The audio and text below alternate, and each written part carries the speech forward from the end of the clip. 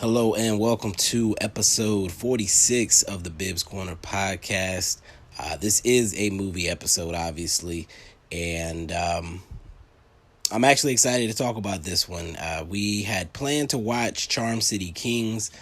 We started trying to do like a weekly family movie night, and but for whatever reason, my mom's Fire TV couldn't get HBO Max to come up, so we ended up on Amazon Prime, and we ended up watching the movie Black Box, which has Mamadou Atai and Phylicia Rashad, some familiar faces, so that's why it was chosen.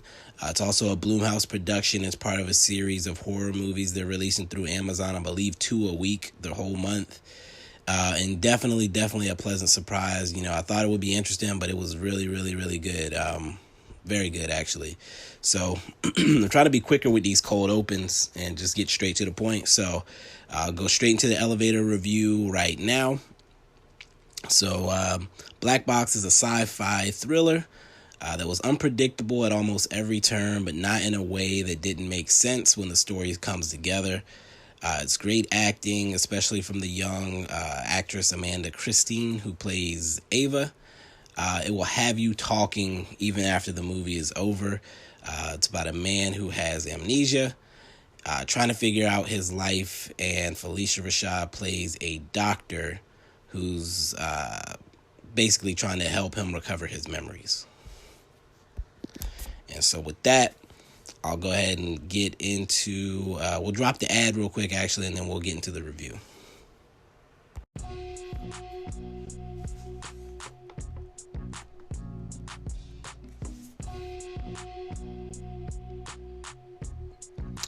All right, welcome back yet again to the Bibbs Corner podcast, again, episode 46. You may notice this is some different music playing than you've heard before. I finally got some new music. I'm going to have a different song for movie versus sports stuff. There's an outro now, and so shout out to my man King Carlo for the production, and let's get straight into this review then. So I kind of touched on it in the elevator review because I felt the need to. I realized I hadn't initially put it in there, so I just kind of tacked it on the back end to kind of tell you what it's about. So what's the movie about? So a guy named Nolan, played by Mamadou Atai, plays a man who's dealing with a case of amnesia after surviving a car accident, but he's also dealing with these weird nightmares and struggling to settle back into his life. He has a daughter, a young daughter, probably 7 or 8, but his wife passed away in the accident, so it's just him and his daughter. Phylicia Rashad plays Dr. Brooks, who has been experimenting with a device that is supposed to help patients who have brain damage regain their memories or regain their consciousness if they're in a vegetative state. After struggling for some time, Nolan decides to give it a chance. And then slowly but surely over the course of these treatments, he starts to experience some memories, but there's still something that's not quite right about him. Man, this is a movie that has a lot of things that I don't want to spoil, so I'm going to have to try to speak around a lot of the details to just kind of give you an idea for the flow of the movie. Of course, you know I do the spoiler section now, so if you want the spoilers or if you've seen the movie and you just want to hear somebody talk about it, that will come after this section. But this section, I'm just trying to give people that maybe would consider watching the movie an idea whether or not this movie is something they should pay attention to. So, again, like I said, the young actress who plays the daughter, Ava, Amanda Christine, she steals the show. She's a smart little girl, adorable, kind of reminds me of like a Matilda situation. Basically, she knows her dad is struggling with his memory, and she's taken over a lot of the household duties and is basically acting like the parent in a lot of scenarios. I forget, they're having like a conversation about something that he's going through, and then she's like, all right, well, I gotta go get up and get dinner ready. And he's like, baby girl, you don't gotta do that. And she was like, yes, I do. If I don't, who's gonna do it? And like it's just those little interactions are hilarious throughout the movie. She's telling him how to do different things. She's telling him, we got 30 minutes to get there. If you go ahead and get yourself together, we can go. Like those type of things, like just helping him, keeping him on track.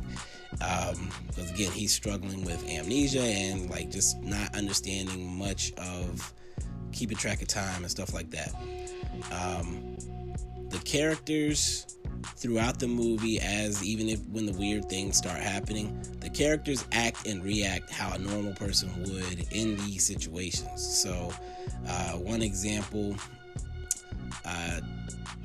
Phylicia Rashad's character hypnotizes the main character when he goes to her for treatment for his loss of memory. She hypnotizes him, and things start happening when he's hypnotized. And the first time it happens, he obviously doesn't know how to react. But then, like, by the second or third time, I'm like, please just do X thing, and he does it like immediately. As soon as I said that, I was like, okay, yeah, that feels good. So one of those things when I watch like a thriller or a horror movie, if an obvious action doesn't happen at some point, I'm gonna get annoyed. And so in this movie, as things progress, as things change, a lot of the obvious actions and reactions, and when I say obvious, I don't mean like predictable in a movie sense. I mean obvious like a normal person would do X in this situation. So those things do happen. So I can't think, there's only maybe one scene where something weird happens and I'm kind of questioning the response. But even then, you get some sort of resolution later on that particular scene. So again, I'm having to talk around a lot of stuff because I don't want to spoil the movie at all. I don't want to give you an idea of the flow, really. I just want to give you a feel for what the movie is going to look like. So again, as the movie progresses, so the main theme is you got this guy who's struggling with his memory. He's got this young daughter he's trying to take care of. He has a best friend who is also a doctor at the hospital that Phylicia Rashad works at. So you get to see his interactions with his friend and his friend trying to help him remember different things. Phylicia Rashad's character, again, experimental things. It kind of reminded me of a Black Mirror type movie, where they talk about this new technology first of all, but then the fact that it's not perfect. there's issues with this technology, and I'm not sure how experimental it's supposed to be, but it seems to me the fact that she doesn't have any assistants and stuff like that people aren't fully aware of what she's doing back there, basically. So he goes in for treatments, and like little by little you get a little bit more of his memories, and things begin to become a bit more clear as he goes. You as a viewer are going to be trying to figure out what's happening or why certain things are happening. The movie does a great job of giving you time to try to play out scenarios and make sense of what you're seeing, but not to the point where it becomes annoying, like, oh my God, just give me the answers. They always give you a little bit more. They always give you a new clue to play with and think about. But they still did it in a way to where you won't know exactly what's happening until they want you to know what's happening. Like, I can't imagine somebody's going to say, oh, this is what's happening, and be right early on in the movie. Like, until they explicitly lay it out for you, you're not, I can't see how you're gonna figure it out. But at the same time, it still, again, makes sense. I hate when a movie hits you with a twist that there was no way for it to be real based on certain things that happened earlier in the movie. But this one, there are like a couple of things you won't be expecting, but when it comes together, it makes sense. Even after the huge reveal, it doesn't come at the end. Even after the huge reveal, there's a lot of suspenseful moments. It'll keep you on your toes till the end of the movie, and it does, in my opinion, have a satisfying ending. So, again, there's a lot more I want to get into, but I do not want to spoil the movie. So if you have not seen the movie, if you think you might be interested in watching this movie, exit the podcast now to avoid spoilers. I'll be back in the spoiler section to talk about it. And as far as an overall rating, I think off the dome, I'm going to give it a 4.5 out of 5. I almost want to go 5, honestly, but I'm going to go 4.5 out of 5. And I'll be right back with the spoiler section so I can get a little bit more specific about this movie, because I feel like I'm like trying really hard not to say anything. But yeah, be right back after the app.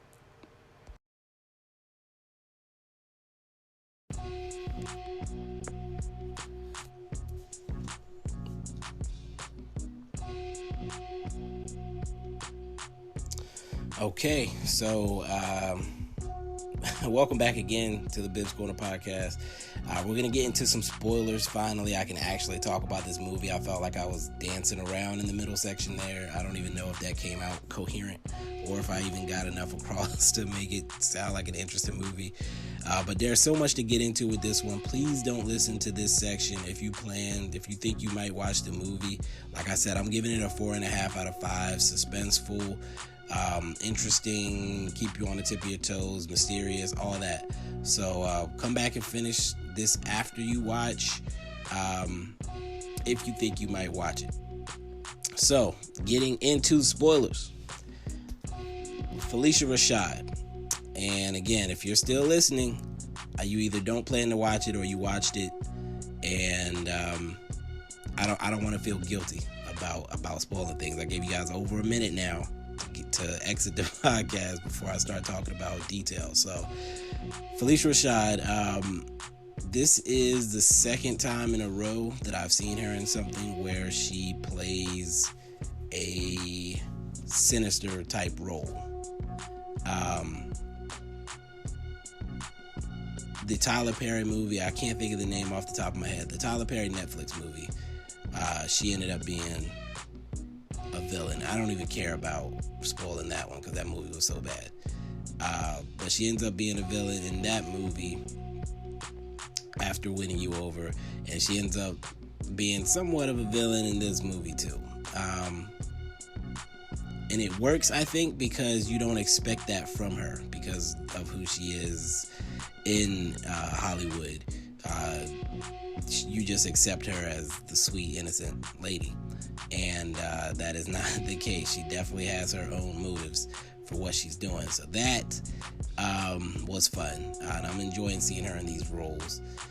Moving forward, my man Mamadou also got to show a darker side.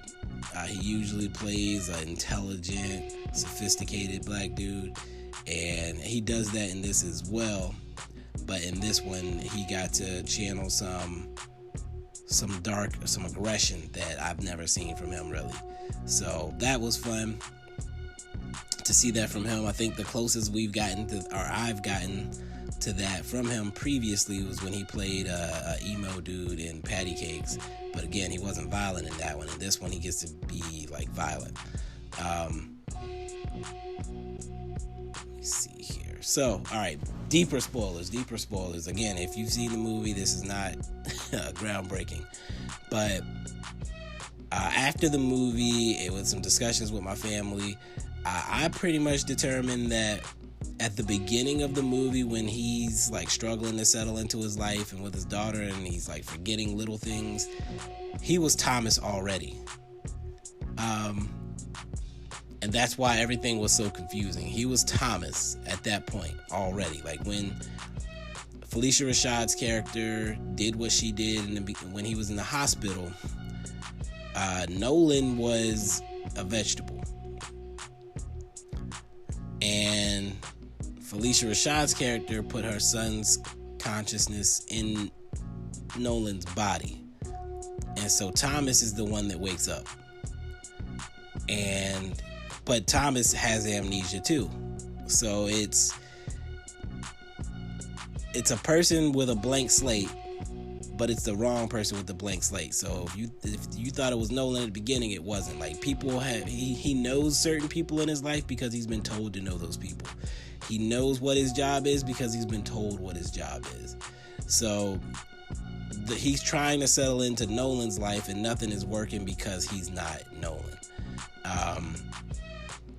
That's my theory anyway. So the contortionist body that you see that's in his dreams and affecting his hallucinations and all that, not hallucinations, when he's hypnotized, that was always the real Nolan. And that was The fact that his body's all twisted up, that is like symbolic of his mind being kind of mangled and trying to get his mind back right. And I like that they did that. They did the physical trauma to signify the mental and the issues or damage that has been done to him. So that was dope to me.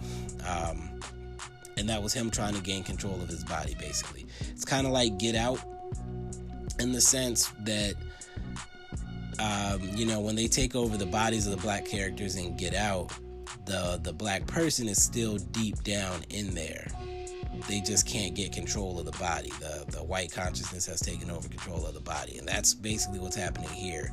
Thomas has the wheel and Nolan is stuck in there. Or just in this one, you're adding in the fact that Nolan was actually damaged. He was actually declared brain dead. So his mind was dormant and trying to wake up. And in Phylicia Rashad's case, in her justification, he was already brain dead. He wasn't coming back type of thing. So instead of her being this amazing doctor who's saving lives, she's actually like, he didn't need that body anyway. I'm giving it to somebody who can use it. So that was interesting.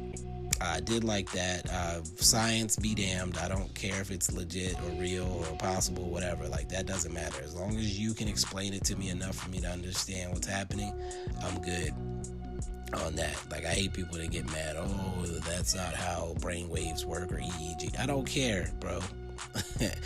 I get the idea and I'm going with it. So, and then the last thing I kind of wanted to talk about. Oh, that is the last thing I want to talk about. Yeah. So that was pretty much it. It's a very, very, very entertaining movie. I thought I enjoyed it thoroughly. I'm gonna have to sit with it again. And right now I'm putting it at a 4.5 out of 5. I will always go back and play with my rankings later. But right now 4.5 out of 5. And I've definitely enjoyed it start to finish. Kept me on the edge of my seat. And if you can do that, you usually have a W with me as far as I'm concerned. So loved it. Definitely highly recommend. If you're listening anyway, you probably enjoyed it as well, because you should have gotten off the podcast if you hadn't watched it yet. And what was I going to say? Oh, man. I'm probably going to try. I got a busy day lined up. I'm going to try to see if I can get another movie or two in. And I'll crank those reviews out. And I do have outro music now. So, again, you're not going to just bleed into the next episode. So you hear the outro music, you know you're at the end. So thank you guys for checking in. GOAT series coming. Very soon. I finally got my parameters laid out, so now I just need to go in to over 100 NBA players' careers and assess like a points based on my grading scale. So that's going to be fun. That's going to be throughout the week. I did figure out that I don't actually have a break between my classes, so the next class starts up Monday. Yay. I just have to try not to get behind this time. Obviously, I had extenuating circumstances this past semester, but I still have a tendency to wait and see when it comes to new classes. So definitely trying to stay on top of that so I can stay in a flow, in a rhythm with the podcast. I've tried to keep this one under 20-25 minutes. I think I've done that. Once again, thank you for checking in. Views have been pretty steady, so I appreciate y'all, and hopefully I can get myself to a point where I'm recording regularly and updating the content. So again, appreciate you guys. Check back next time.